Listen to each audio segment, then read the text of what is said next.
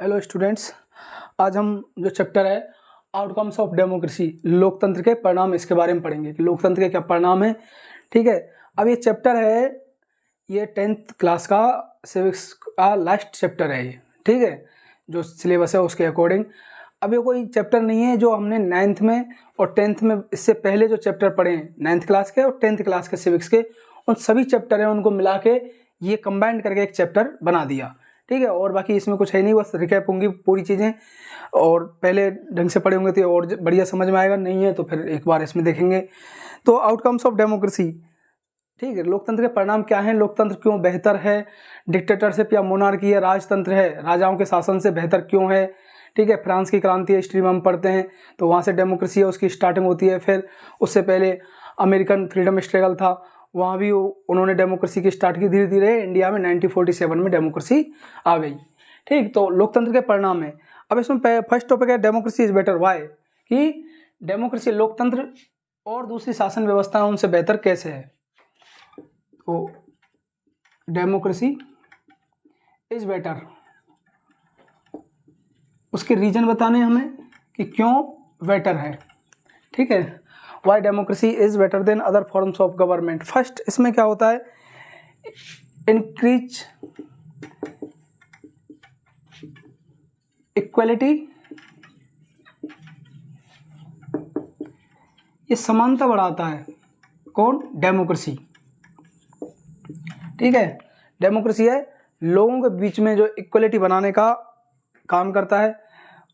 राजतंत्र में क्या होता था, समाज का विभाजन था, राजा हैं वो नोबल फैमिली हो गई, ठीक है, उससे नीचे हैं वो आर्मी के कमांडर होते थे, और बाकी साधारण जो जनता है, ठीक है, प्रजा होती थी, उसकी जो फंडामेंटल राइट्स हैं उनको कुछ नहीं मिले हुए थे।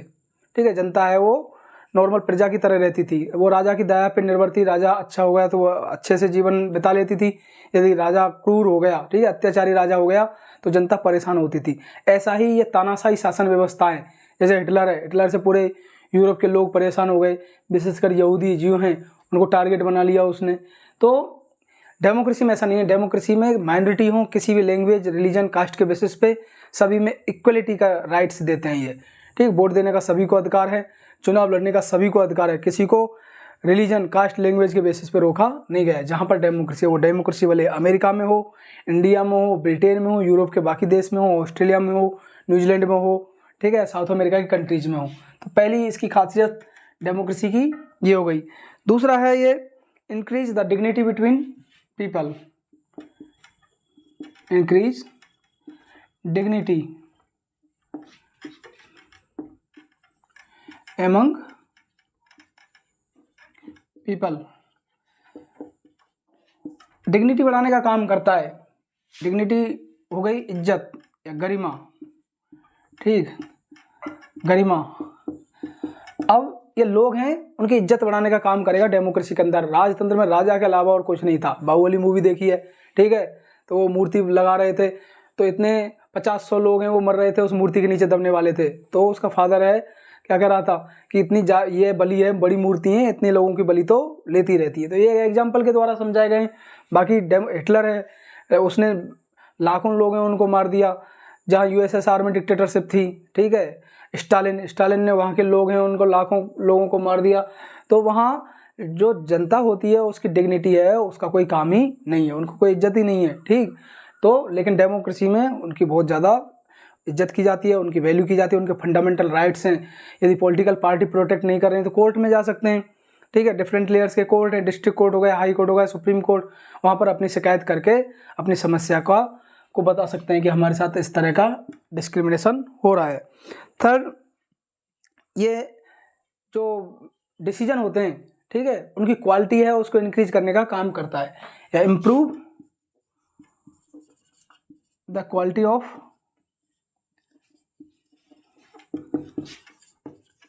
डिसीजंस।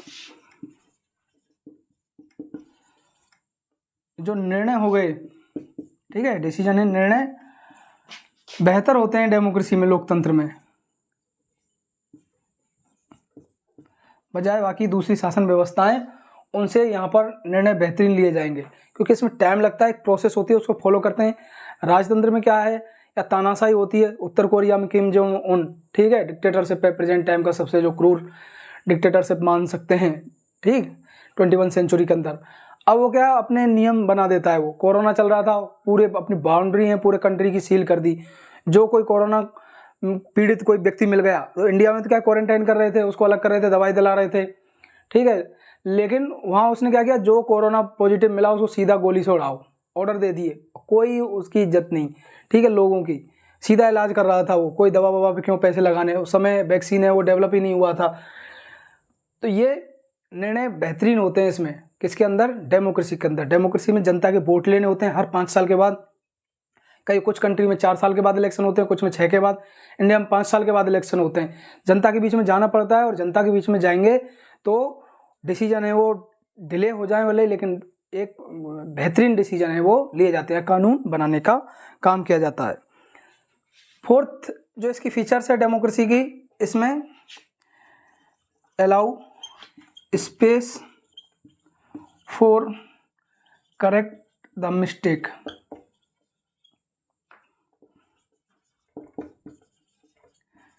जो गलतियां होती हैं, गलतियां हैं, उन गलतियों को सुधारने का, गलतियों को सुधारने की गुंजाइश रहती है इसमें, किसके अंदर, डेमोक्रेसी के अंदर। सुधारने की गुंजाइश, गुंजाइश बोलते हैं कि जगह रहती है, ठीक है।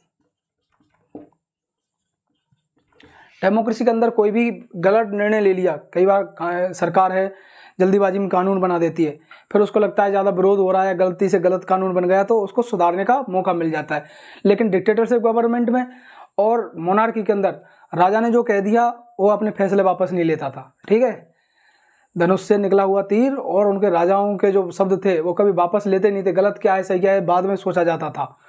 लेकिन डेमोक्रेसी में ऐसा नहीं है। डेमोक्रेसी में लोग हैं, उनके लिए ही हम काम कर रहे हैं। यदि कोई कानून है वो गलत चला गया या गलत बन गया तो उसको सुधारने का मौका रहता है। एग्जाम्पल के लिए किसान कानून बनाया था, ठीक है, किसान है उन्होंने बहुत ज़्यादा विरोध किया साल भर तक, बाद में गवर्नमेंट है उसको पीछे हटके और वो कानून वापस लेना पड़ा। तो ये डेमोक्रेसी में होता है। ऐसे बहुत सारे जो रूल आए हैं जो वापस लेने पड़े जनता के विरोध को देखते हुए, या लगता है कि ये गलती से जल्दीबाजी में बन गया। लेकिन डिक्टेटर गवर्नमेंट में हिटलर ने जो कानून बना दिए, ठीक है, उसने कहा कि यहाँ जो जर्मन के नॉर्डिक आ रहे हैं वही रहेंगे जर्मनी के अंदर, दूसरे देश पे अटैक करो, सेकंड वर्ल्ड वार स्टार्ट कर दिया। ये सारे डिसीजन हैं उन्होंने वापस कभी नहीं लिए। जो उनको सलाह देता था वो अगले दिन मर गया। तो ये डिक्टेटरशिप गवर्नमेंट में यही होता है, तानाशाही होते हैं जो। नेक्स्ट जो एग्जाम में आते हैं इससे रिलेटेड वो है डेमोक्रेसी की जो नेक्स्ट खासियत है वो है responsive, accountable and legitimate government, ठीक है। 3 चीज हैं, अकाउंटेबल,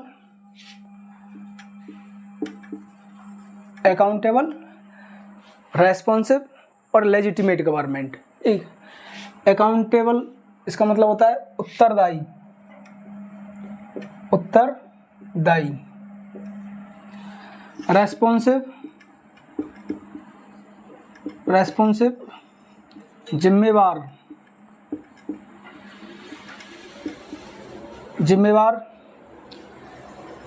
और लेजिटिमेट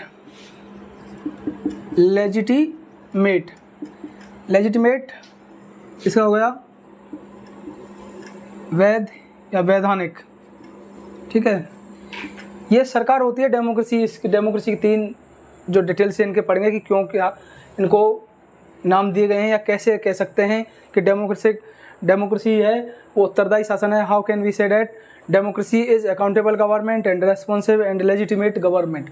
एक एक के बारे में हम डिटेल से पढ़ते हैं, इसमें से कई बार क्वेश्चन आ जाते हैं, ठीक। तो पहला है, बाकी को डिटेल में पढ़ाएंगे, अकाउंटेबल, उत्तरदायी सरकार। उत्तरदायी सरकार कैसे है डेमोक्रेटिक गवर्नमेंट, कि इस डेमोक्रेटिक गवर्नमेंट में कोई भी कानून बनाए जाते हैं, ऐसे नहीं कि मनमर्जी के हिसाब से कानून बनाए। इनको जो लेजिस्लेटिव है उसका सामना करना पड़ता है, और सामना करना पड़ेगा, एक प्रोसेस होती है, टाइम लगता है। जैसे पार्लियामेंट में कानून बनते हैं तो पहले लोकसभा में जाते हैं, राज्यसभा कहीं भी स्टार्ट कर सकते हैं। पहले लोकसभा में पास हुआ, फिर उसके बाद राज्यसभा में जाएगा, राज्यसभा के जाने के बाद राष्ट्रपति के पास जाने के लिए साइन होने के लिए जाता है, उसके बाद कानून बन जाता है। ये प्रोसीजर है। स्टेट में भी ये सेम प्रोसेस है, ठीक है। स्टेट में एक ही वो होता है सदन, तो वहाँ विधानसभा में पास हुआ, उसके बाद गवर्नर के पास जाता है, गवर्नमेंट ने साइन कर दिया तो कानून बन जाएगा। अदरवाइज कई कानून है वो राष्ट्रपति के पास चले जाते हैं, राष्ट्रपति उन पर साइन कर देता है तो कानून बन जाते हैं। तो 2 तरह की लिस्ट बताई थी मैंने, ठीक है, सेंट्रल लिस्ट, यूनियन लिस्ट और स्टेट लिस्ट। तो अलग अलग विषय पे अलग अलग कानून बनाते हैं। अकाउंटेबल गवर्नमेंट इसलिए है उत्तरदायी, क्योंकि जो डेमोक्रेटिक गवर्नमेंट, या सीधा लिख देते हैं गवर्नमेंट फेस लेजिस्लेटिव, विधायिका का सामना करना पड़ता है किसको, सरकार को। विधायिका का सामना का मतलब हो गया कि वो मिलजुल के कानून बनाते हैं। विधायिका में कौन आते हैं, सेंट्रल गवर्नमेंट में सारे एमपी, राज्यसभा और लोकसभा के एमपी, स्टेट असेंबली एमएलए विधायक, ठीक है, जो चुने हुए प्रतिनिधि होते हैं हर स्टेट के अलग। ये इन सभी को मिला के, क्योंकि ये भी कानून बनाने में हेल्प करते हैं। एक डिबेट होती है, डिबेट होने के बाद फिर कोई कानून बनेगा। तो डेमोक्रेटिक गवर्नमेंट में लेजिस्लेटिव का फेस करना पड़ता है, इसलिए कानून है वो डिले होते हैं और बेहतरीन होते हैं, इसलिए वो अकाउंटेबल गवर्नमेंट है। मोनार्की के अंदर राजा ने जो कह दिया वही कानून है, ठीक, या धर्मशास्त्र के अनुसार चलते थे, जो धर्म की किताब है उनके अनुसार कानून चलते थे। जो मुस्लिम एम्परर हुए सल्तनत पीरियड में या मुग़ल एम्परर में, वो कुरान हदीस हैं उसके अकॉर्डिंग शासन चलाते थे। हिंदू राजा हैं, मनुस्मृति हैं, उसके अकॉर्डिंग कानून चलाते थे। क्रिश्चियन हैं, वो उनके जो क्रिश्चियन लॉ हैं उनके अकॉर्डिंग रूल करते थे। हर रिलीजन के बेसिस पे मोनार्की में शासन हुआ। तानाशाही सरकार होती है, आर्मी रूल गवर्नमेंट होती है, वो भी एक डिक्टेटर गवर्नमेंट है, वो भी लेजिस्लेटिव का फेस नहीं करती, कानून लाती है, सीधे ऑर्डर आते हैं, वो ऑर्डर ही सीधे कानून बन जाते हैं। आर्मी चीफ हो गया डिक्टेटर। अब जैसे उत्तर कोरिया है, उत्तर कोरिया का जो तानाशाह है किम जोंग उन, अब उसने जो कह दिया अगले दिन ही उसको लगा कि आज ये कानून लागू कर देता हूँ कंट्री के अंदर, तो वो कानून बन जाता है। कोई विधायक का, कोई मिनिस्टर नहीं, कोई अपोज करने वाला नहीं, कोई सुप्रीम कोर्ट नहीं, जैसा हम इंडिया में देख रहे हैं, कोई विरोधी नहीं कर सकता उसका। जिसको जीवन जीने से वो परेशान हो गया है, ठीक है, उसको जान प्यारी नहीं है, वही वहाँ उत्तर कोरिया में उसका विरोध करता है। कई तो वो देश छोड़ छोड़ के ही चले गए दूसरे देशों में। गवर्नमेंट सेकंड इसकी फीचर्स हैं, जो अकाउंटेबल गवर्नमेंट है इसके अंदर ये जो परेशान रहती है कौन, जो मेजॉरिटी और माइनॉरिटी हैं उनकी बातें, उनका सामना करना पड़ता है, ठीक है, कि मेजॉरिटी हैं, यदि कोई कानून बना दिया, अब कानून बना दिया उन्होंने किसी भी तरह का, और कानून है, अब माइनॉरिटी वो लैंग्वेज के बेसिस पे हो सकती है, रिलीजन या कास्ट के बेसिस पे, वो उससे खुशी नहीं है, उस कानून को विरोध करना चाहते हैं, तो उनकी बात का भी ध्यान रखना पड़ता है, इसलिए अकाउंटेबल गवर्नमेंट है। श्रीलंका का एग्जाम्पल पढ़ा हमने, कानून बना दिया उन्होंने 1956 में कि सिंघाला लैंग्वेज है वो है क्या होगी, डोमिनेट लैंग्वेज रहेगी, ऑफिशियल लैंग्वेज डिक्लेयर कर दी, तमिल लैंग्वेज वालों के लिए कुछ भी नहीं छोड़ा। तो इसमें क्या है, सेकंड है जो गवर्नमेंट चिंतित रहती है, वरी अबाउट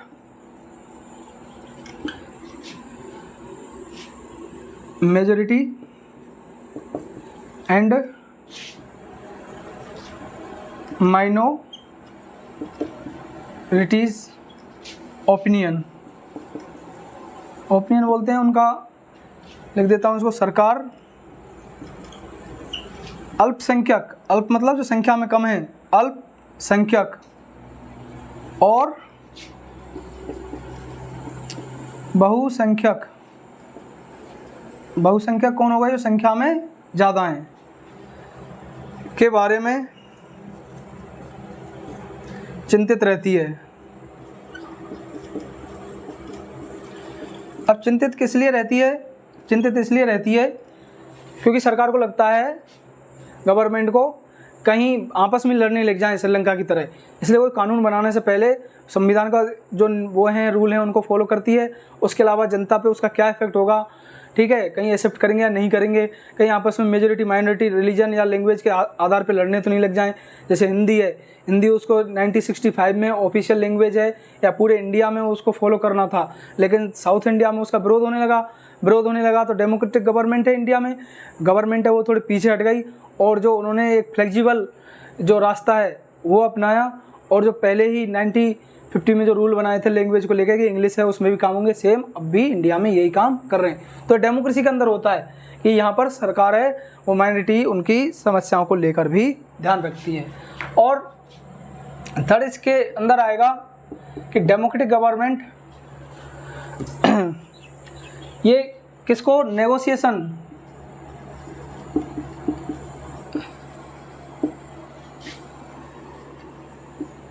जो मापतोल और समझौते हैं डिलिब्रेशन, ठीक है, इनको ध्यान में रख के गवर्नमेंट है वो काम करती है। नेगोशिएशन हो गया समझौता, ठीक, इनको मिटा देता हूँ मैं इधर, ये हो गया समझौता। समझौते के आधार पे चलती है डेमोक्रेसी, ऐसा नहीं तानाशाही जो इच्छा हुई वो कर दिया। और मापतोल, मापतोल बोलते हैं कि क्या सही है क्या गलत है। कुछ बातें सरकार ने आंदोलन करने वालों की सुनी, कुछ आंदोलन करने वालों से सरकार ने कही कि ऐसा नहीं, सरकार है डेमोक्रेसी की वो एक सिस्टम के अनुसार चलती है, ऐसा नहीं कि हर कोई सड़क पे बैठ जाए, हाईवे जाम कर दे, ट्रेन की जो पटरियाँ होती हैं उनको उखाड़ दे, इस तरह से सिस्टम या कंट्री है डेमोक्रेसी नहीं चलती। फिर तो क्या है, एनार्की आ जाएगी, एनार्की मतलब अराजकता आ जाएगी, कोई सुनेगा नहीं, जंगल राज आ जाएगा। तो डेमोक्रेसी के अंदर आंदोलन करते हैं, सरकार के खिलाफ नाराज़गी होती है हर मुद्दे पे। इंडिया में ऐसा कोई वीक नहीं, किसी ना किसी जगह आंदोलन सरकार के खिलाफ होते हैं, किसी भी की भी गवर्नमेंट होते हैं, या तो स्टेट गवर्नमेंट के खिलाफ या सेंट्रल गवर्नमेंट के खिलाफ। और उसमें फिर समझौते होते हैं, गवर्नमेंट के जो रिप्रेजेंटेटिव हैं या ऑफिसर हैं गवर्नमेंट के, वो क्या करते हैं, समझौता करते हैं। वो समझौते नेगोशिएशन और डिलिब्रेशन, कुछ बातें उनकी सुनी और कुछ हमारी गवर्नमेंट की उन्होंने कही, तब उसी के बेसिस पे गवर्नमेंट है वो चलती है। तो ये तीन चीज़ें अकाउंटेबल गवर्नमेंट में उत्तरदायी सरकार है। किस तरह से है उत्तरदायी सरकार कि इसमें जो उत्तरदायी सरकार के अंदर ये मेजॉरिटी और माइनॉरिटी है उसके बारे में चिंतित रहती है। उसके अलावा ये लेजिस्लेटिव है विधायिका, उसका सामना करती है। और तीसरा इसमें government work on negotiation and deliberation, ठीक है, समझौते और मापतोल पे आधार पे काम करेगी। तो तीन चीज़ें क्वेश्चन आए तो ये तीनों पॉइंट लिख दें, ये हो गए अकाउंटेबल गवर्नमेंट के अंदर। नेक्स्ट था रेस्पॉन्सिव गवर्नमेंट। रेस्पॉन्सिव का मतलब हो गया जिम्मेवार, जिम्मेवार। अब जिम्मेवार किसको बोलते हैं, जिसकी जिम्मेदारी ले कोई, ठीक है। अब हर कोई ऐसे गारंटर होता है उसको बोलते हैं हम जिम्मेवार। जैसे बच्चों के जिम्मेदार कौन होते हैं, मदर और फादर होते हैं। कोई उनको गलत शिक्षा दी जा रही है या फिर अच्छी शिक्षा दी जा रही है, उनके कैसे संस्कार हैं, कितने एजुकेटेड है, तो ये पेरेंट्स से उन पर डिपेंड करता है।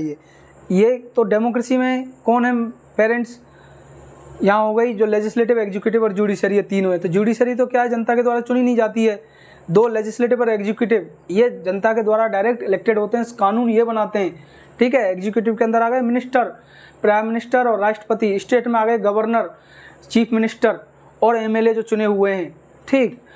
अब स्टेट में एग्जीक्यूटिव के अंदर आएंगे मिनिस्टर और गवर्नर और सीएम। लेजिस्लेटिव में सारे चुने हुए एमएलए आ जाएंगे। और सेंटर में सारे एमपी हैं राज्यसभा के और लोकसभा के, वो क्या आएंगे लेजिस्लेटिव के अंदर। अब जिम्मेवार कैसे हैं ये देश के लिए, तो जिम्मेवार इस तरह से हैं क्योंकि ये सबसे पहली ट्रांसपेरेंट गवर्नमेंट होती है। कौन सी, डेमोक्रेटिक गवर्नमेंट, ट्रांसपेरेंट,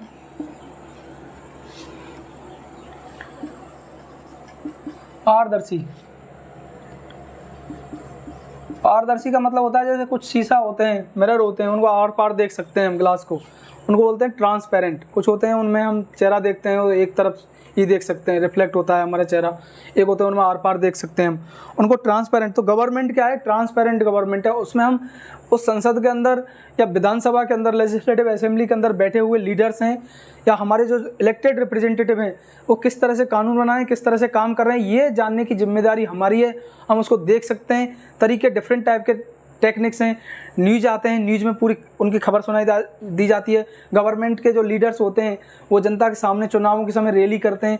रैली में अपनी गवर्नमेंट की जो अचीवमेंट्स हैं उनके बारे में बताते हैं, उनकी अच्छाइयों के बारे में बताते हैं, क्या हमने काम किए हैं। तो ट्रांसपेरेंट गवर्नमेंट है, उसके बारे में हम जान लेते हैं। राजतंत्र में ऐसा नहीं था। राजतंत्र के अंदर साधारण लोगों को महल है उसके आसपास घुसने का कोई अधिकार ही नहीं था। गलती से उधर मिल गया तो पहले तो पहरेदार हैं वही उसको रोक देते थे, रोक दिया तो ऐसी सज़ा ऐसी दी जाती थी, किसी की हिम्मत ही नहीं होती थी।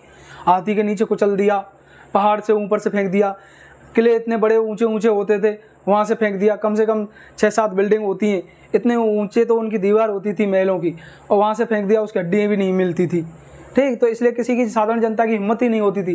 राजाओं और प्रजा में बहुत बड़ा गैप था, इंडिया में नहीं सारी कंट्री के अंदर जहाँ मोनार्की थी, राजतंत्र था, वो यूरोप हो, वो मुस्लिम कंट्रीज हों या फिर इंडिया हो, तो वहाँ ट्रांसपेरेंट नहीं थी महलों के अंदर क्या हो रहे हैं। ठीक है, कब किसको राजा बना दिया तो पता ही नहीं लगता था। वही बाहुबली मूवी है, उसमें उसका बेटा है उसको बनाया, तो महलों के अंदर षड्यंत्र चल रहे थे, बाद में उसने डिक्लेयर किया शिवगामी देवी ने कि ये आपके होने वाले महाराज हैं, इसको एक्सेप्ट करना पड़ेगा आपको आगे से, तब जाके वो क्लियरिटी होती है। लेकिन जनता है उसके ऊपर थोपे जाते थे राजा, राजा का बेटा राजा, और तब तक वो राजा रहता था वो वंश, जब तक कोई दूसरा उसको हरा नहीं दे।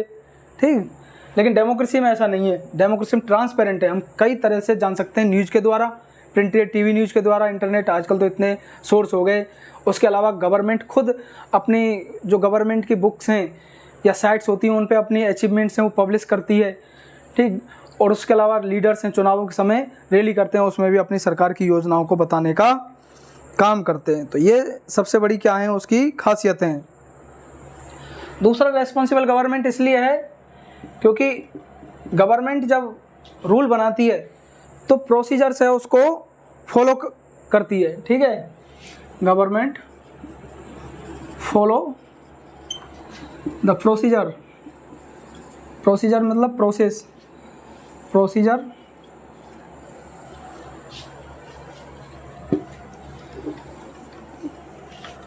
For making law, for making law. जब सरकार कानून बना रही है तो वो कानून प्रक्रिया है। ठीक है, उस प्रक्रिया को क्या करेगी, प्रक्रिया को पालन करती है, उस प्रक्रिया का जो कानून बनाने की प्रक्रिया है, लॉ बनाने की, उसको क्या करेगी गवर्नमेंट है वो फॉलो करती है। ठीक, ऐसा नहीं कि प्रधानमंत्री बन गए अब तो हम इंडिया के राजा बन गए, अब हमारा पूछने वाला कोई है ही नहीं। डेमोक्रेसी में प्राइम मिनिस्टर भी चेंज होते रहते हैं, परमानेंट कुछ नहीं है। ठीक है, पहले सेंटर में किसी गवर्नमेंट में थी, अब किसी और किसी की गवर्नमेंट है, स्टेट में भी बदलती रहती हैं गवर्नमेंट हैं, तो परमानेंट कुछ भी नहीं होता है डेमोक्रेसी में। मोनार्की में लंबे समय के बाद वंश बदलते थे, सिस्टम वही था, लेकिन डेमोक्रेसी में एक बिल्कुल अलग सिस्टम है। अब डेमोक्रेसी के अंदर ये प्रोसीजर फॉलो करते हैं, प्रोसीजर फॉलो करेंगे तो वो आराम से टाइम लगा के कानून बनते हैं, तो ऐसा बहुत कम चांस होते हैं कि वो गलत कानून बन पाते हैं, तो उनको वापस भी ले लेते हैं। उसके अलावा जो सिटीजन्स हैं, जनता कानून बनाने में भागीदार होती है, पार्टिसिपेट करती है इसके अंदर। राजतंत्र के अंदर जनता को कोई मतलब ही नहीं था, पता ही नहीं रहता था हमारा राजा कौन है। ठीक है, बस वो तो सैनिक हैं, उनको बहुत बड़ा ऑफिसर समझते थे। राजा तो कभी कभी जनता को दर्शन देता था, अपने जन्मदिन के समय दे दिया, कोई त्यौहार हो गया हिंदुओं का, होली या दिवाली के समय जनता, बाकी जनता है उसके सामने राजा कभी आते ही नहीं थे। लेकिन डेमोक्रेसी में क्या है, डेमोक्रेसी में कानून बनाने में पीपल हैं, कोई भी, सभी जो 18 साल से ऊपर के हैं, जो नहीं है वो कुछ समय के बाद हो जाएंगे 18 साल के। 18 साल के बाद आप भी पार्टिसिपेट कर सकते हैं, किसमें, people can participate in decision making.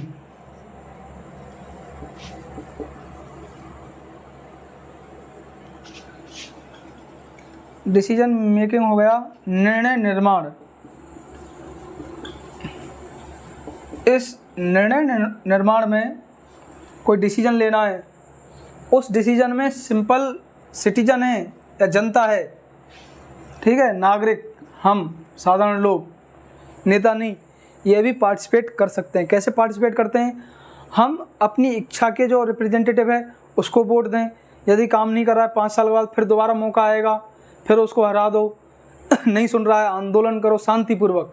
ठीक है, वायलेंस करेंगे तो गवर्नमेंट अपने तरीके से काम करती है, पुलिस अपने हिसाब से सुधारने लग जाती है। ठीक है, जो वायलेंस पे आते हैं पुलिस भी उनको उसी हिसाब से जवाब देती है। लेकिन शांतिपूर्वक आंदोलन डेमोक्रेसी में अलाउ है। पार्टिसिपेट कर सकते हैं निर्णय में, तो पहला तरीका बता दिया। उसके अलावा और भी कई सोर्स हैं जिनके द्वारा हम निर्णय डिसीजन मेकिंग में पार्टिसिपेट कर सकते हैं। खुद इलेक्शन लड़ लो, ठीक है, किसी को रोका नहीं है। मिनिमम प्राइस है जिसको जमानत राशि बोलते हैं, वो जमा करा दो, चुनाव लड़ो। हारना जीतना आपके ऊपर है। पॉपुलर हो तो जीत जाओगे, और अनपॉपुलर हो तो आपके घर के वोट भी नहीं मिलेंगे, खुद का ही वोट मिल पाएगा बस एक ही। तो ये 2 चीज़ हो गई। 3 चीज़ें हैं इसके अंदर जिम्मेवार में। ट्रांसपेरेंट होती है, गवर्नमेंट प्रोसीजर को फॉलो करती है, और तीसरा जनता है वो निर्णय निर्माण में शामिल हो सकती है। ठीक, अब लास्ट रह गया लेजिटिमेट गवर्नमेंट, वैधानिक सरकार। लेजिटिमेट गवर्नमेंट या वैधानिक सरकार। अब वैधानिक सरकार कैसे है? डेमोक्रेसी, हम डेमोक्रेसी के बारे में पढ़ा रहे हैं, ठीक। अब जहाँ इंडिया में क्यों डेमोक्रेसी, इसलिए डेमोक्रेसी के बारे में पढ़ते हैं। हिटलर है वो, उसने जब उसका शासन था जर्मनी में, तो उसने स्कूल हैं उनके सिविक्स के जो चैप्टर हैं उसमें डेमोक्रेसी को ख़त्म ही कर दिया।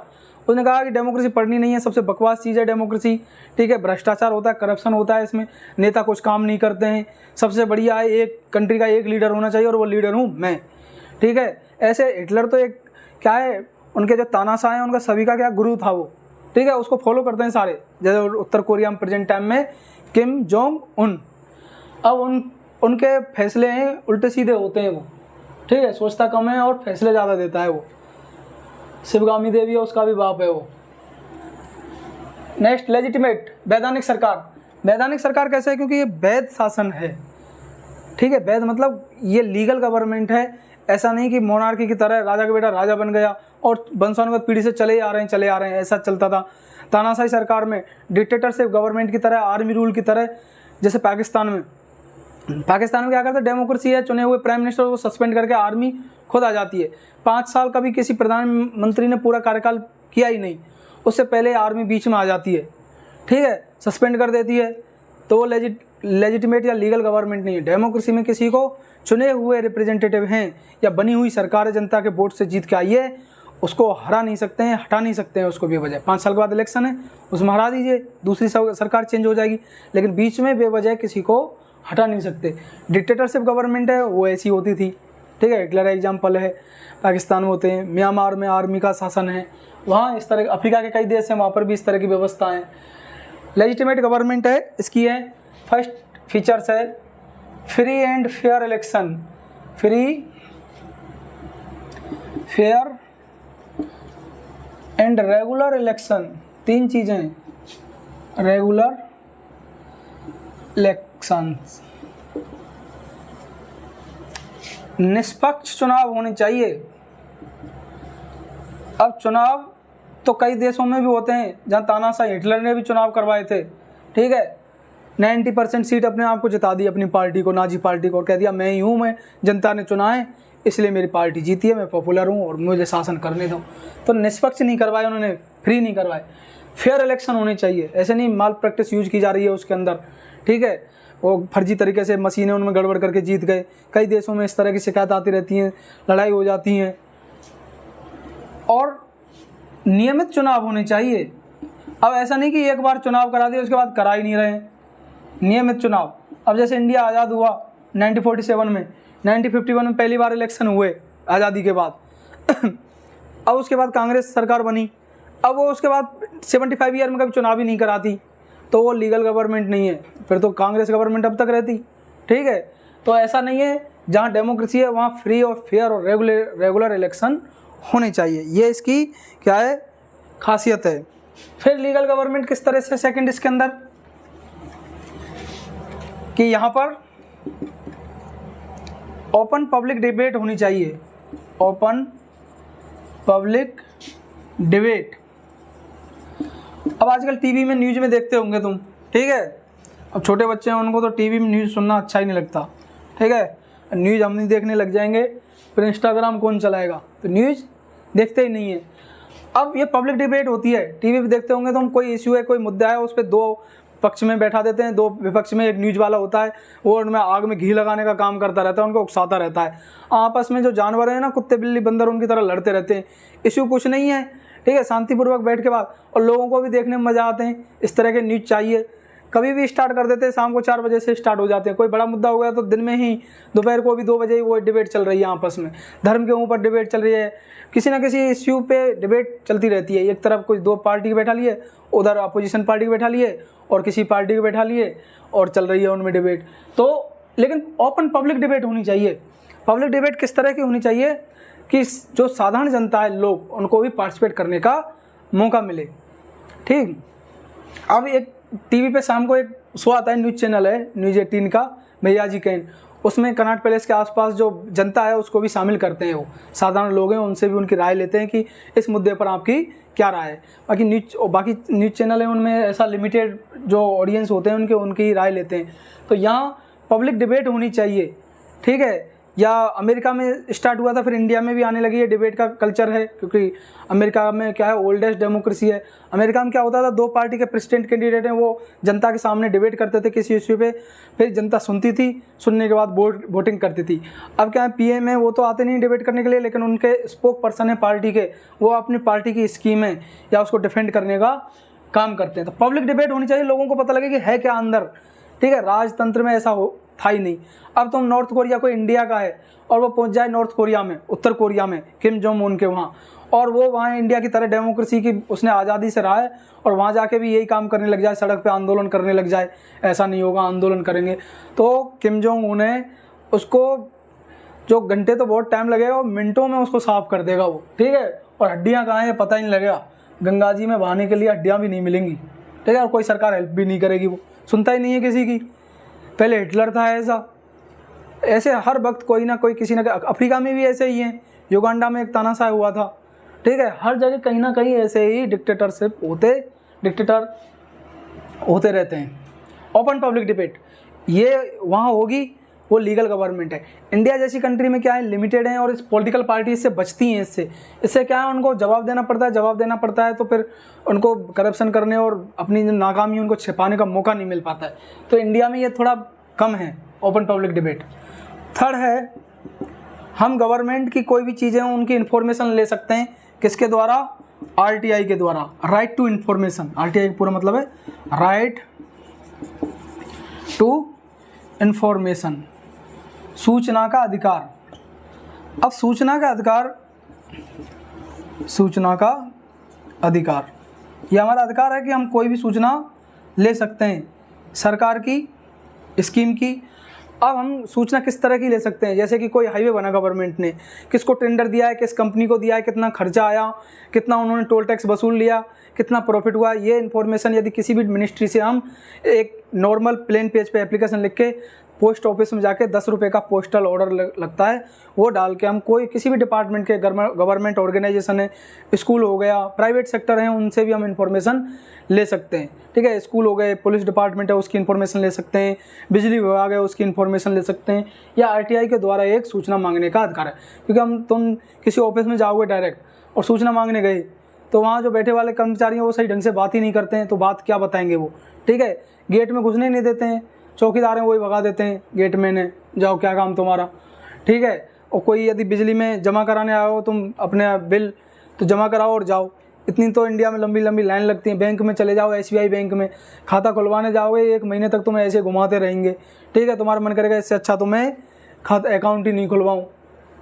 लोन लेने गए, लोन लेने के चक्कर में तुम्हारी इतनी इंक्वायरी करेंगे, ऐसा लगेगा कि कोई आतंकवादी तो नहीं हम। तो ये, लेकिन आरटीआई के द्वारा क्योंकि पता नहीं लगता, तो आरटीआई में कोई भी इन्फॉर्मेशन ले सकते हैं, लेकिन लिमिट है आरटीआई में इन्फॉर्मेशन लेने की। ऐसा नहीं कुछ भी इन्फॉर्मेशन लेने लग जाएं, आरटीआई के अंदर मांगने लग जाएं कि प्रधानमंत्री है वो कौन से साबुन से नहाता है, तो ऐसी इन्फॉर्मेशन लेंगे तो उसकी जो सिक्योरिटी लगी हुई है पीएमओ में, वो आपको ट्रेस करते हुए आएगी और जेल में और डाल देगी, ठीक है। कोई किसी ने सूचना ले ली कि सलमान खान है, ठीक है, कौन सी क्रीम लगाता है, तो ऐसी फालतू की सूचनाएं वो आरटीआई के द्वारा नहीं दी जाएंगी, लेकिन बाकी इन्फॉर्मेशन है जो काम की है वो दे दी जाएंगी, ठीक। आरटीआई के ऊपर कई झगड़े भी होते हैं, जैसे कई सरपंच के ऊपर लगा देते हैं, पंचायत में लगा देते हैं कि पोस्ट के, फिर पता रहता है कि दूसरे गुट वाले ने लगाई आरटीआई, फिर झगड़े होने लग जाते हैं पार्टीज के ऊपर, ठीक है, या डाउट हो जाता है कि इसने RTI लगाई है। तो RTI क्या है, एक डेमोक्रेसी का एक इम्पोर्टेंट फैक्टर है, लेकिन RTI से कई डरते भी हैं, ठीक। और इससे RTI के द्वारा सरकार या गवर्नमेंट ऑर्गेनाइजेशन है वो सही तरीके से काम करने के लिए क्या हो जाते हैं, बाध्य हो जाते हैं, बॉन्ड हो जाते हैं। तो ये 3 चीज़ थी, अकाउंटेबल, रेस्पॉन्सिव और लेजिटिमेट गवर्नमेंट, तीनों के 3-3 पॉइंट हैं, ठीक। ये बता दिए, इनके क्वेश्चन आते हैं एक साथ तो कम ही आते हैं, एक साथ आए तो सारे के सारे ब्रीफ करके कर दें। अकाउंटेबल, रेस्पॉन्सिव, लेजिटिमेट अलग अलग आए 3 मार्क्स के, तो उनकी एक की डिटेल करके 3-3 पॉइंट है वो सारे लिख दें। तो ये डेमोक्रेसी उसकी सबसे मेन खासियत है। अब इसके बाद हम नेक्स्ट पढ़ते हैं, ये एक सर्वे किया गया, उस सर्वे में इंडिया और पाकिस्तान और साउथ एशिया के और कंट्री उनके अंदर किया गया। उस सर्वे में ये कहा गया कि डेमोक्रेसी कितनी बेटर है। तो इंडिया के 70% लोग हैं, उन्होंने सर्वे के अनुसार माना कि डेमोक्रेसी बेटर है, क्योंकि इंडिया में 75 ईयर से कंटिन्यूस डेमोक्रेसी चल रही है। बीच में एक इमरजेंसी लगी थी, ठीक, उसके बाद कंटिन्यूस डेमोक्रेसी चल रही है। 70% इंडिया, इधर लिख देते हैं अपने इंडिया 70%, और इधर लिख देते हैं पाकिस्तान, ठीक है, पाकिस्तान, और ब्रैकेट में लिख देते हैं इसको आतंकिस्तान, ठीक है, आतंकवादियों का गढ़ है ये, चलो छोड़ देते हैं। पाकिस्तान है, 70% लोग मानते हैं कि यहाँ पर क्या है, डेमोक्रेसी बेटर है। और पाकिस्तान में 37% लोग मानते हैं डेमोक्रेसी बेटर है, क्योंकि वहाँ डेमोक्रेसी कंटिन्यूस कभी चल ही नहीं रहे, बीच बीच में आर्मी आती रहती है, ठीक है। जब से पाकिस्तान बना है तब से ही, पहले परवेज मुशर्रफ था, ठीक है, उन्होंने नवाज शरीफ हैं, उनको सस्पेंड करके खुद आ गए, फिर इमरान खान है वो बने, उनको सस्पेंड कर दिया। तो ऐसे ही चलता रहता है पाकिस्तान में, कभी किसी प्राइम मिनिस्टर को वो रेगुलर करने ही नहीं देते। वहाँ के लोगों का विश्वास कम है डेमोक्रेसी में, डेमोक्रेसी कुछ है ही नहीं, इससे अच्छा तो आर्मी रूल ही करती रहती है, तो हमारे हाथ में कुछ है नहीं। लेकिन इंडिया के लोग हैं, उनमें डेमोक्रेसी है, 70% लोग मानते हैं कि डेमोक्रेसी है वो बेटर है। अब डिक्टेटरशिप के ऊपर क्या है कि डिक्टेटरशिप कभी कभी आ जानी चाहिए, तो डिक्टेटरशिप है वो कभी कभी अच्छी होती है। तो इंडिया के 25% लोग हैं वो मानते हैं कि डिक्टेटरशिप है वो कभी कभी आ जाए तो ठीक है, ठीक, क्योंकि डेमोक्रेसी के अंदर भी लीडर्स हैं, उनमें कई कमियां होती हैं, डेवलपमेंट नहीं करते, करप्शन बहुत ज़्यादा होता है, बेवजह लड़ते रहते हैं, ठीक है, सरकार बन गई उसके खिलाफ बेवजह विरोध करते रहेंगे, हड़ताल चलती रहती हैं, रोड जाम कर दिया, फिर क्या डेवलपमेंट तो नुकसान हुआ ना, फैक्ट्रियाँ उनको नहीं चलने देते हैं, कहीं सड़क बनने वाली है उसको पूरी नहीं होने देंगे।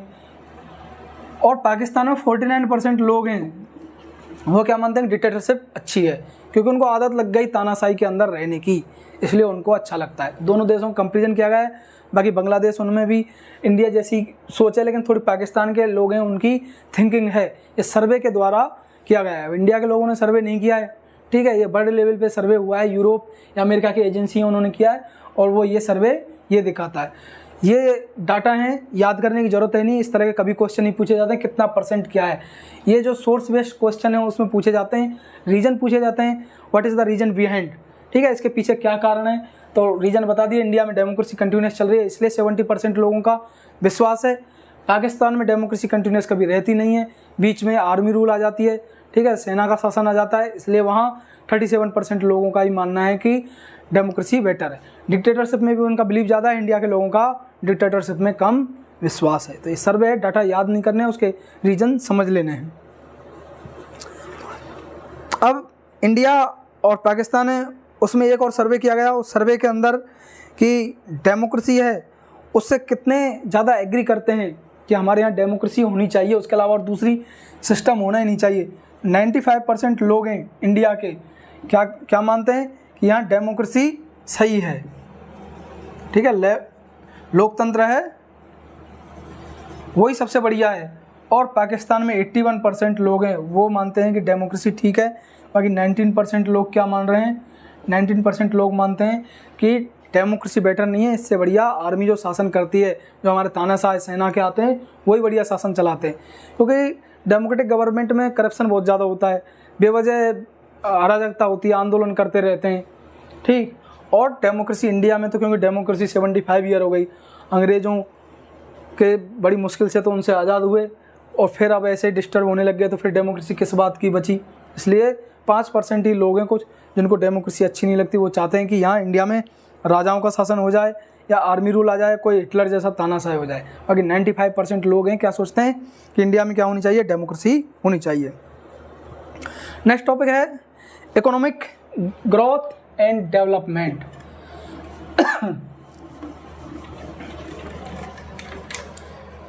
इकोनॉमिक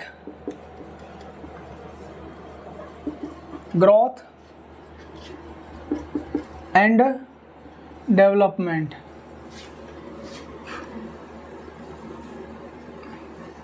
आर्थिक वृद्धि और विकास, वृद्धि और विकास, ठीक है।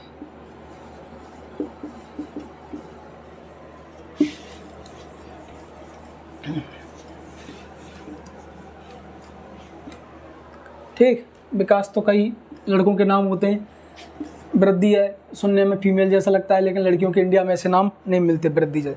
वृद्धि क्या होते हैं, जो नंबर होते हैं उनमें किसी देश का जो वो है विकास है वो आता है वृद्धि के अंदर। जैसे कि जीडीपी, ठीक है, ग्रॉस डोमेस्टिक प्रोडक्ट हैं, सकल घरेलू उत्पाद, टोटल कंट्री की कितनी इनकम है, पर कैपिटा इनकम, प्रति व्यक्ति आय कितनी है, मतलब इनकम पैसों में कितनी है, उसको बोलते हैं वृद्धि। और विकास के अंदर हेल्थ, एजुकेशन, ठीक है, और भी दूसरी जो फैसिलिटी, डेमोक्रेसी, सोशल हार्मनी, इन सभी को मिला के डेवलपमेंट बोला जाता है। तो अब इन दोनों को, इनमें डिफरेंस नहीं पूछा है यहाँ पूछा है कि कंपेरिजन किया गया है डेमोक्रेटिक गवर्नमेंट में और डिक्टेटरशिप गवर्नमेंट में, क्योंकि मोनार्की तो इस समय है नहीं ज़्यादातर देशों में। एक दो देश बचे हैं जहाँ पर राजतंत्र चल रहा है अभी, जैसे ब्रिटेन है। ब्रिटेन में अभी भी जो कंट्री का हेड है वहाँ किंग या क्वीन होता है, ठीक, लेकिन जो रियल पावर होती है और प्राइम मिनिस्टर के पास होती है। डेमोक्रेटिक गवर्नमेंट है वो भी, राजा बहुत कम बचे हैं, जैसे सऊदी अरब हो गया, वहाँ किंग मिलते हैं, यूएई हो गया, दुबई है, ठीक है, वहाँ पर, और भी जॉर्डन हो गया एक देश, यूरोप के भी कुछ देश हैं वहाँ पर मोनार्की है, लेकिन वहाँ पीएम है या प्रेसिडेंट है, उसको रियल पावर दे रखी है। इंडिया में तो ब्रिटिश गवर्नमेंट ने बहादुर शाह जफर है उनको ख़त्म कर दिया 1857 में, ठीक, जेल में डाल दिया था रंगून में। उसके बाद यहाँ पर राजतंत्र है धीरे धीरे ख़त्म हो गया। कुछ छोटे रजवाड़े बचे थे वो भी 1947 के बाद ख़त्म हो गए। अब इसमें एक सर्वे किया गया है कि जो डिक्टेटरशिप गवर्नमेंट है वहाँ डेवलपमेंट अच्छा है या फिर जहाँ पर डेमोक्रेसी है वहाँ डेवलपमेंट अच्छा है। तो सर्वे में ये पता लगा है कि डिक्टेटरशिप गवर्नमेंट है वहाँ डेवलपमेंट है वो ज़्यादा है।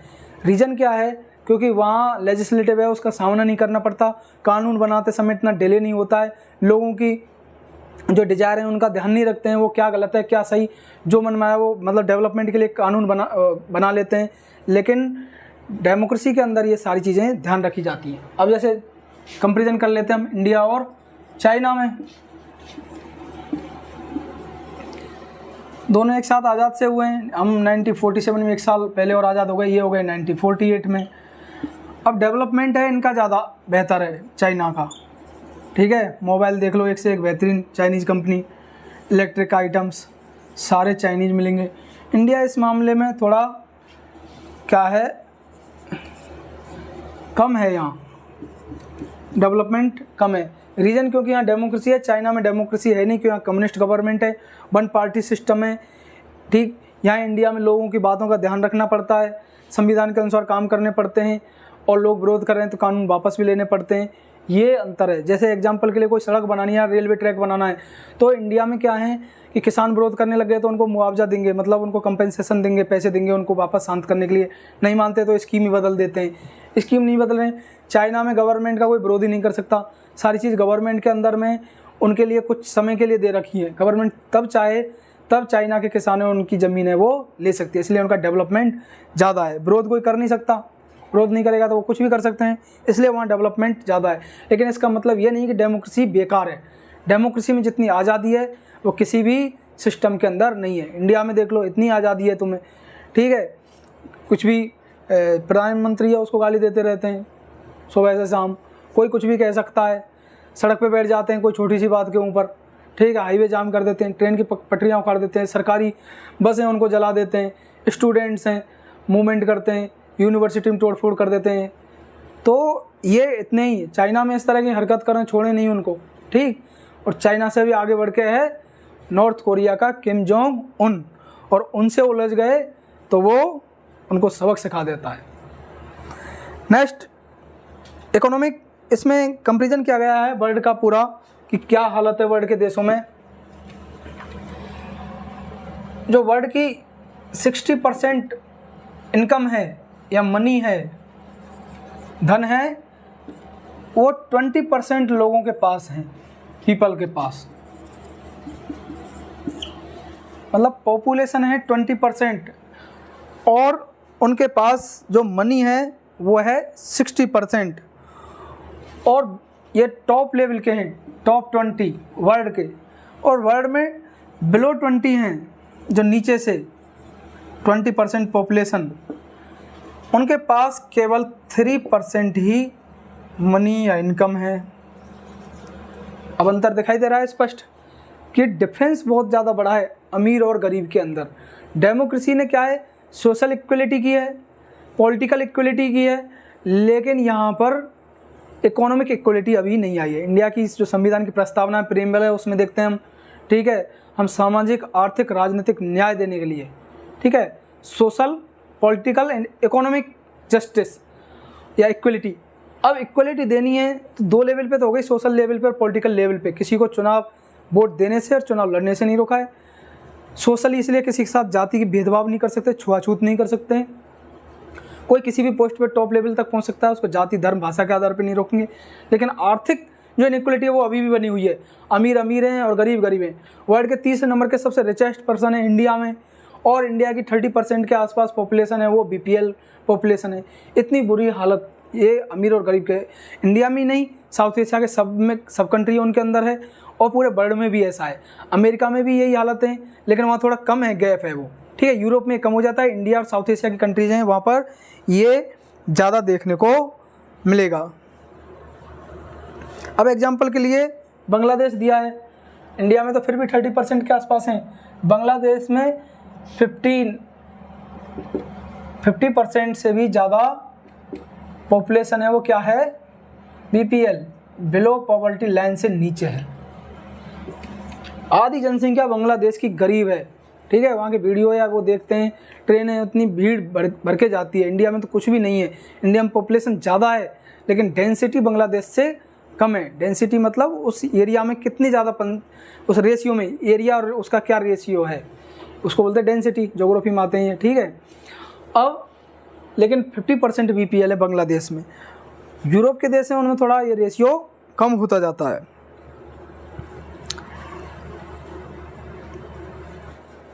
नेक्स्ट है इसमें एकोमोडेशन ऑफ सोशल डाइवर्सिटी।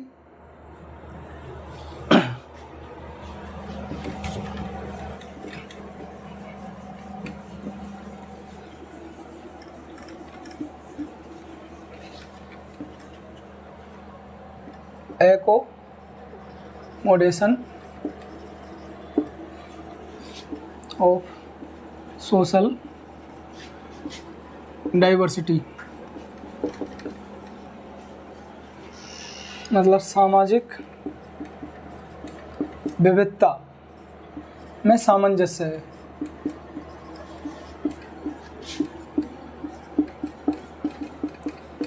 सामंजस्य है, सामंजस्य बोलते हैं एडजस्टमेंट। एकोमोडेशन मतलब अब डेमोक्रेटिक कंट्री हैं, इंडिया में तो इतनी ज़्यादा डाइवर्सिटी है, कल्चर, रिलीजन, लैंग्वेज, कास्ट, उसके बेसिस पे इतनी डाइवर्सिटी है जितनी कि ना अमेरिका में है ना यूरोप के किसी कंट्री में।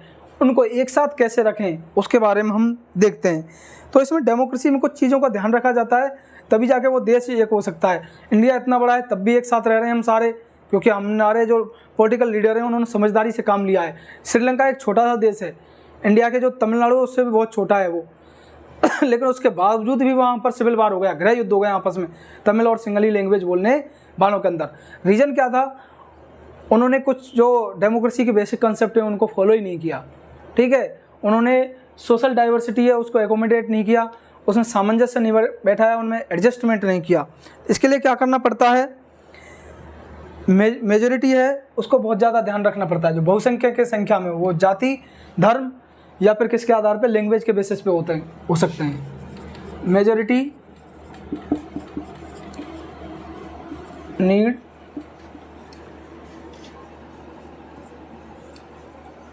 उसको किसका ध्यान रखा जाता है, जो माइनॉरिटी है उसका, ठीक है। वर्क विथ माइनॉरिटी, मेजॉरिटी जो बहुसंख्यक हैं, संख्या में ज़्यादा हैं, बहुसंख्यक, उनको काम करना पड़ता है किनके साथ, माइनॉरिटी के साथ। ये मेजॉरिटी की जिम्मेदारी है। यदि उस देश में सिविल वार हो रहा है तो उसके सबसे बड़े रेस्पॉन्सिबल हैं वो कौन है, मेजॉरिटी। मतलब उनमें कॉन्फिडेंस नहीं बना पाए माइनॉरिटी के अंदर। जैसे श्रीलंका सबसे बड़ा एग्जांपल, एक बेल्जियम है, वहाँ डच और फ्रेंच बोलने वाले थे, एक साथ रहे। एक श्रीलंका है, वहाँ तमिल और सिंगली लैंग्वेज बोलने वाले हैं, उनमें कॉन्फिडेंस ही पैदा नहीं कर पाए तमिल लैंग्वेज बोलने वालों में। सिविल वार हो गया, देश टूटने के कगार पे आ गया, बड़ी मुश्किल से उनको हरा पाए वो, ठीक है। माइनॉरिटी अल्पसंख्यक हैं, अल्प मतलब कम संख्या में हो, अल्पसंख्यक, ये ज़्यादा संख्या वाले हैं, इनको काम करना पड़ेगा कम संख्या बोलने वालों के साथ। ऐसा नहीं कि जो संख्या में कम हैं उनको दबा दें, ठीक है, उनका शोषण करें, एक्सप्लॉइटेशन करें और उनको सेकंड कैटेगरी का सिटीजन समझें। इस तरह से डेमोक्रेसी में नहीं चलता।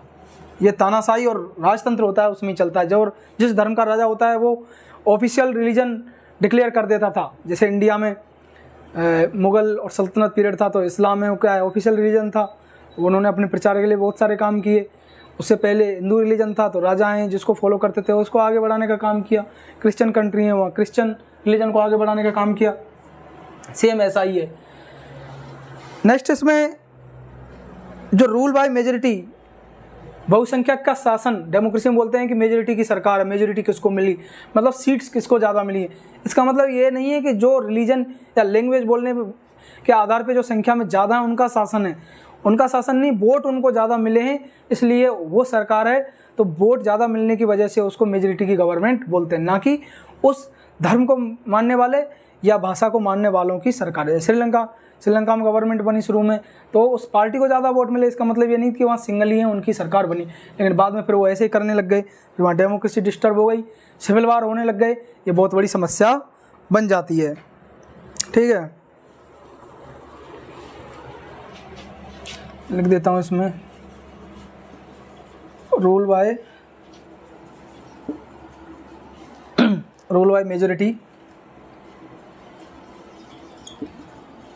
मेजॉरिटी मीन्स, इसका मतलब है, अगर ऊपर लिख देता हूँ मैं,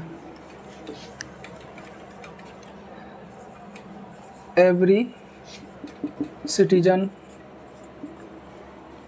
can take part of major decision. जो महत्वपूर्ण निर्णय लिए जाते हैं, महत्वपूर्ण, ठीक है, देश से रिलेटेड या किसी भी स्कीम से रिलेटेड वो निर्णय लिए जाते हैं, उसमें हर कोई नागरिक है, प्रत्येक व्यक्ति, वो शिक्षा से लेके पॉलिसी हो, रेलवे से रिलेटेड पॉलिसी हो, एरोप्लेन से रिलेटेड पॉलिसी हो, डिफेंस से रिलेटेड पॉलिसी हो, उसमें हर कोई नागरिक है वो ये सोचे कि जो डिसीजन सरकार ले रही है वो ऐसा डिसीजन मैं सोचता हूँ किसी ना किसी मुद्दे पे, ऐसा नहीं हर मुद्दे पे, कहीं ना कहीं तो उसमें मतभेद होता ही है, जो व्यू हैं वो अलग अलग चेंज हो जाते हैं, लेकिन कहीं ना कहीं उसको लगे कि जो डिसीजन ले गवर्नमेंट इसमें मैं फेवर करता हूँ या मेरा भी पार्टिसिपेशन है, उसमें सिटीजन्स या लोगों का ग्रुप है वो इन्वॉल्व हो जाए इसके अंदर, ठीक है, कैन टेक पार्ट या इन्वॉल्व, इसके अंदर वो इन्वॉल्व हो जाए, शामिल हो जाए, उसको बोलते हैं मेजॉरिटी गवर्नमेंट, ठीक है। ये डेमोक्रेसी की दो सबसे बड़ी विशेषताएं, वहाँ एकोमोडेट कर सकते हैं माइनॉरिटी मेजॉरिटी या लैंग्वेज के बेसिस पे जो डाइवर्सिटी बनी हुई है इंडिया में, तो बहुत ज़रूरी है, ठीक है। अमेरिका और बाकी देश हैं उनमें इतनी ज़्यादा दिक्कत नहीं है। अमेरिका में क्या कलर के बेसिस पे डिफरेंस है, वहाँ पर ब्लैक और वाइट में, बाकी लैंग्वेज इंग्लिश ही है, बोलने वाले सारे क्रिश्चियन, रिलीजन क्रिश्चियन ही हैं, यूरोप के तो लैंग्वेज के बेसिस पे देश बने, ज़्यादा बड़े देश नहीं है एरिया के हिसाब से, वहाँ कोई दिक्कत नहीं है। चाइना में डाइवर्सिटी थी, कम्युनिस्ट गवर्नमेंट ने सारी डाइवर्सिटी ख़त्म कर दी, रिलीजन है उनको ऑफिशियली मानने नहीं देते हैं। तिब्बत बुद्धिस्ट रिलीजन को फॉलो करने वाला कंट्री था, उसको अपना स्टेट ही बना लिया। जो बौद्ध भिक्षु हैं भाग के इंडिया में आ गए, उसके चक्कर में 1962 में लड़ाई हो गई इंडिया की। ठीक है, चाइना ने सोचा कि इस इंडिया है ये हमारी बात ही नहीं सुनता है, तो लड़ाई हो गई आपस में। अब उसके बाद क्या हुआ, चाइना में एक स्टेट है उइगर, ठीक है, वहाँ पर मुस्लिम होते हैं, उनको वो उनकी इस्लाम की जो रिलीजन प्रैक्टिस है उनको फॉलो नहीं करने देता। तो कम्युनिस्ट गवर्नमेंट में इस तरह से वहाँ डाइवर्सिटी ख़त्म कर दी। इंडिया में डाइवर्सिटी डेमोक्रेसी बनी हुई है, इनको मेंटेन तभी हो सकते हैं जब ये दोनों पॉइंट हो जाएंगे। एक तो उनके साथ काम करें मेजॉरिटी माइनॉरिटी के साथ, और दूसरा है वो हर सिटीजन या ग्रुप ऑफ पीपल है वो डिसीजन मेकिंग में इन्वॉल्व हो। ऐसा नहीं कि उनको श्रीलंका की तरह तमिल वालों को बाहर ही निकाल दें, तो इस तरह से नहीं चलेगा। Dignity and freedom of the citizens last topic है इसका, डिग्निटी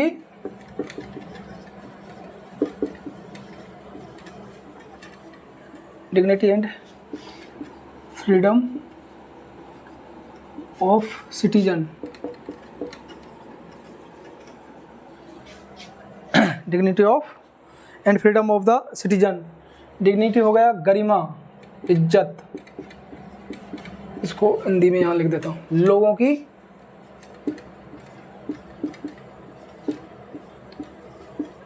की गरिमा एवं आज़ादी,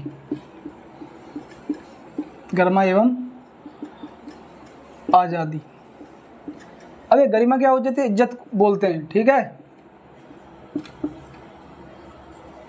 इज्जत को बोलेंगे गरिमा।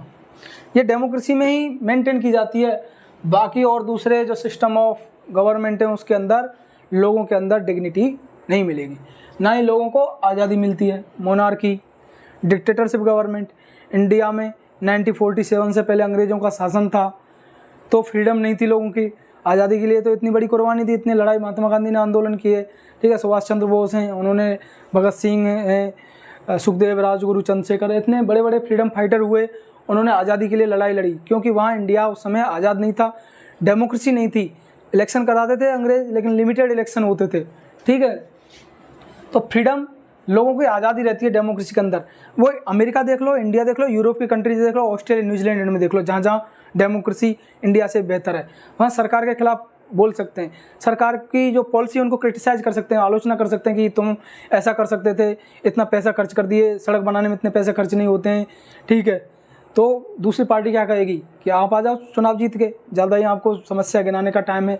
इंडिया में भी हम सरकार हैं उसकी बुराई करते रहते हैं, लेकिन इंडिया में एक कदम आगे निकल जाते हैं, बुराई करते करते उस पॉलिसी है किसी पार्टी की या गवर्नमेंट की पॉलिसी है, उनको बुराई करते करते उनकी कमियां गिनाते गिनाते उनको पर्सनल ले लेने लग जाते हैं, ठीक है। प्रधानमंत्री है उसकी फैमिली के बीच में ले लेते हैं, मुख्यमंत्री है उनको टारगेट करने लग जाते हैं पर्सनली, ठीक है, उनकी फैमिली है वो बीच में आने लग जाती हैं, उनका पूरा जो बैकग्राउंड अर्ली लाइफ है वहाँ से लेके और वहाँ उनकी जातियों को बीच में ले आते हैं, धर्म को बीच में ले आते हैं, ठीक।